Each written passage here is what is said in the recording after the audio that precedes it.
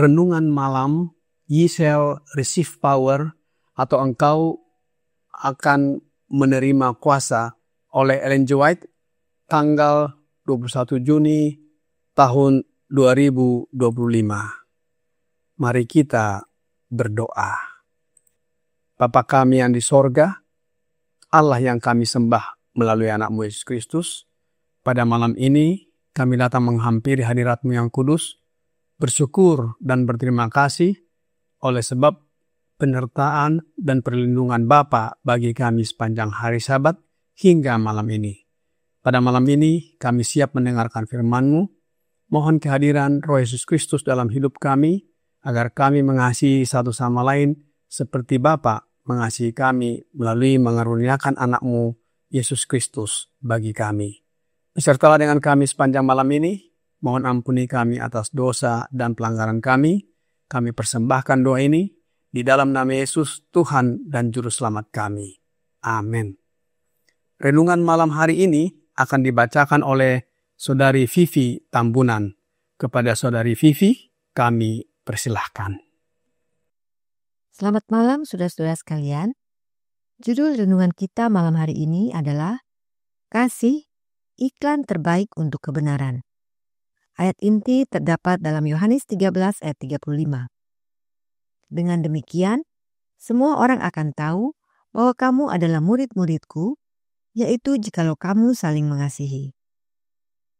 Manusia dapat menjadi rekan sekerja Allah dalam melaksanakan pekerjaan penebusan yang agung.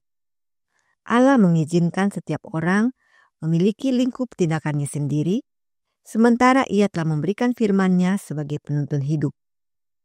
Ia juga telah memberikan Roh Kudus sebagai kuasa yang cukup untuk mengatasi semua kecenderungan yang diwariskan dan yang dipupuk untuk berbuat jahat dan untuk menanamkan karakternya sendiri pada manusia dan melalui Dia semua orang yang akan berada dalam lingkup pengaruhnya. Agen manusia didorong untuk bekerja sama dengan Allah untuk mengerjakan belas kasihan-Nya, kebaikan-Nya, dan kasih-Nya, dengan demikian memberi kesan kepada pikiran orang lain. Setiap orang harus menjadi alat yang melaluinya Roh Kudus dapat bekerja. Ia dapat menjadi seperti ini hanya dengan menyerahkan semua kemampuannya kepada kendali Roh. Allah memberikan Roh-Nya pada hari Pentakosta, dan melalui Roh yang bekerja pada hati yang menerima Allah, dapat memberi kesan kepada semua orang yang berhubungan dengan orang percaya.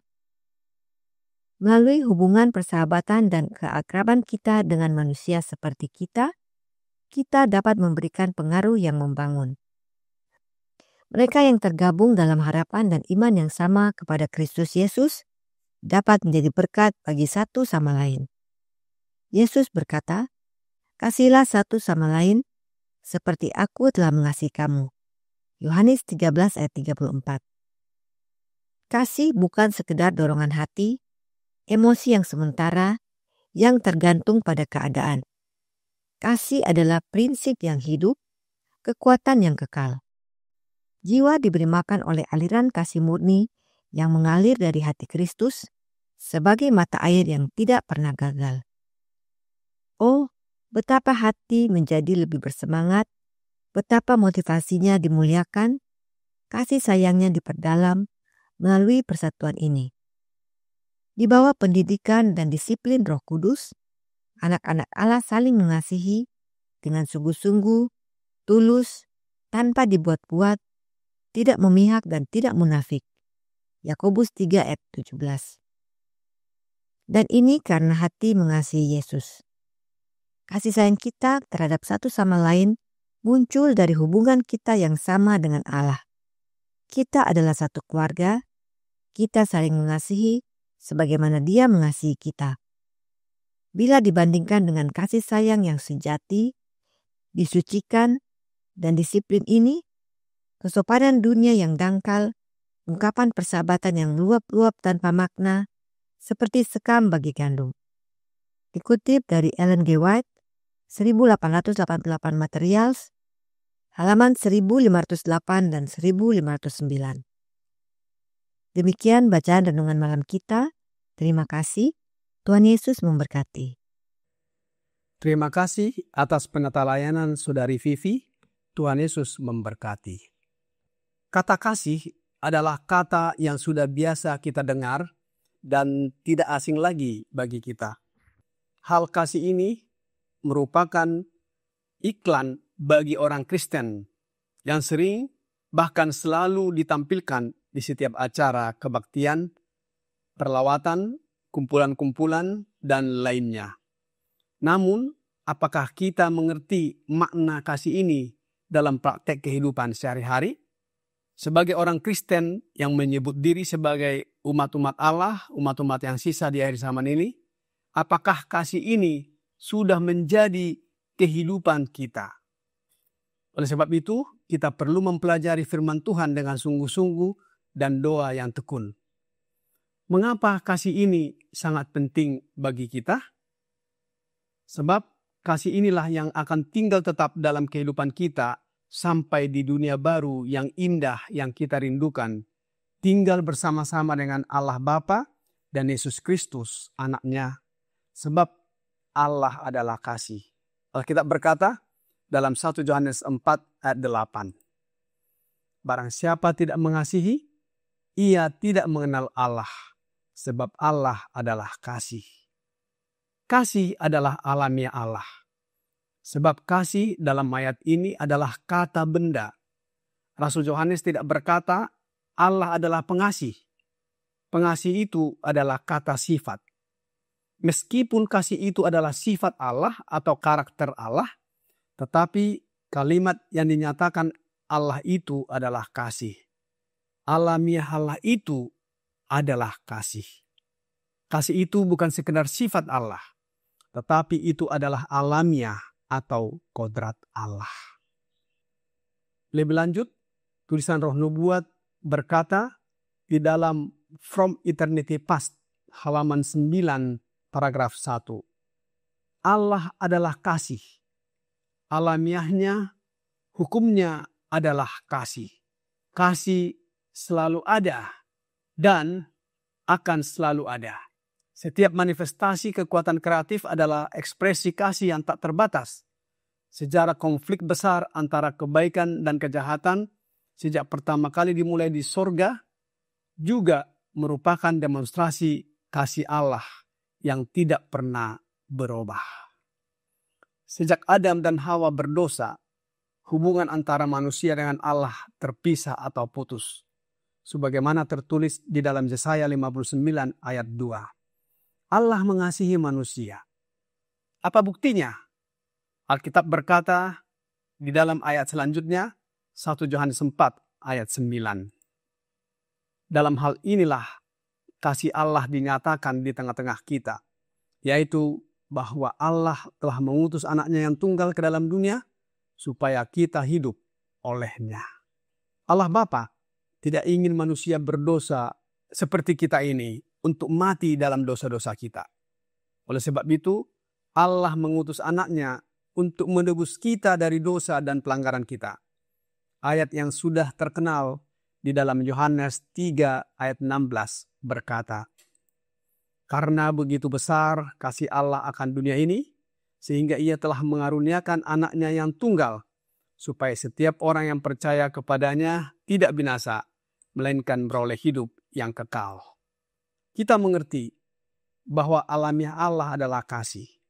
Maka kita sebagai anak-anak Allah yang diakui oleh sebab percaya kepada anaknya Yesus Kristus dan mengasihi dia, harus memiliki alamiah yang sama. Itulah sebabnya selama Yesus di dunia ini menghidupkan alamiah Bapanya, yaitu kasih. Mengapa Yesus dapat menghidupkannya? Karena roh Bapanya ada di dalam hidupnya. Kita pun sebagai anak-anak Allah dan murid-murid Yesus, umat-umat Allah yang sisa dapat menghidupkan kasih tersebut karena roh Yesus ada di dalam hidup kita oleh kehadiran rohnya. Renungan malam ini, Ye shall receive power, halaman 181, paragraf 4, berkata, melalui hubungan persahabatan dan keakraban kita dengan manusia seperti kita, kita dapat memberikan pengaruh yang membangun.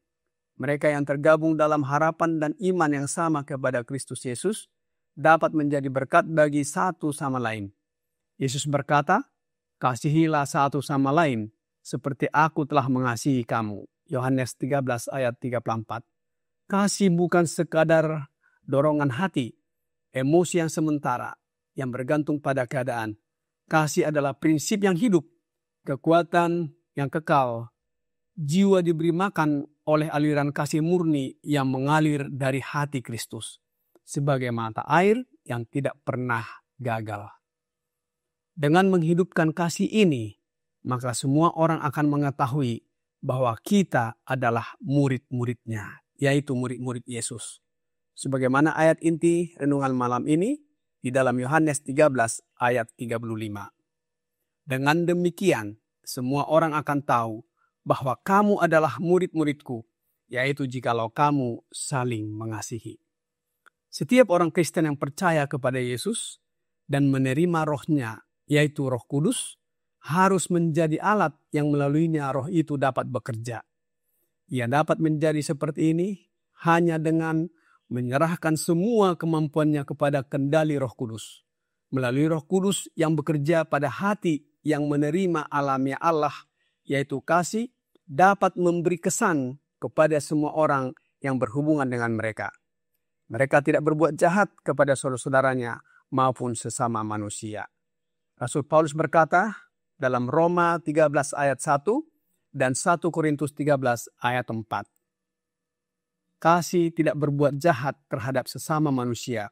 Karena itu kasih adalah kegenapan hukum Taurat. 1 Korintus 13 ayat 4. Kasih itu sabar, kasih itu murah hati, ia tidak cemburu, ia tidak memegahkan diri dan tidak sombong. Bila mana kita memiliki kasih ini dalam hidup kita dan mengasihi sesama manusia, inilah iklan terbaik untuk kebenaran. Siapa itu kebenaran? Yesus adalah kebenaran, sebagaimana tertulis di dalam Yohanes 14 ayat 6. Masih banyak lagi yang bisa kita renungkan dan pelajari mengenai kasih ini dan tidak habis-habisnya.